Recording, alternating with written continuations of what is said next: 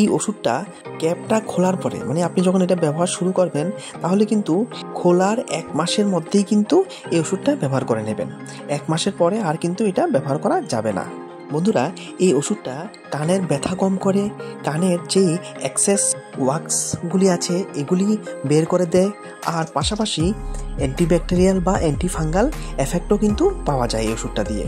আর এই ওষুধটার মধ্যে মেনলি যে উপাদানগুলি আছে তার মধ্যে প্যারাডাইক্লোরোবেনজিন যেটা ব্যবহার করা হয়েছে, এটার মেইন কাজ হচ্ছে গিয়ে যে ওয়াক্সগুলি আছে এগুলিকে এটা নরম করে, আর এটা পাশাপাশি অ্যান্টিব্যাকটেরিয়াল আর অ্যান্টিফাঙ্গাল প্রপার্টিও আছে।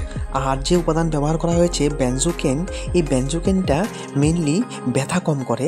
এটা যে এয়ার ক্যানেল আছে এটাকে নাম করে বা অবশ করে এটার ব্যথাটা কম করে।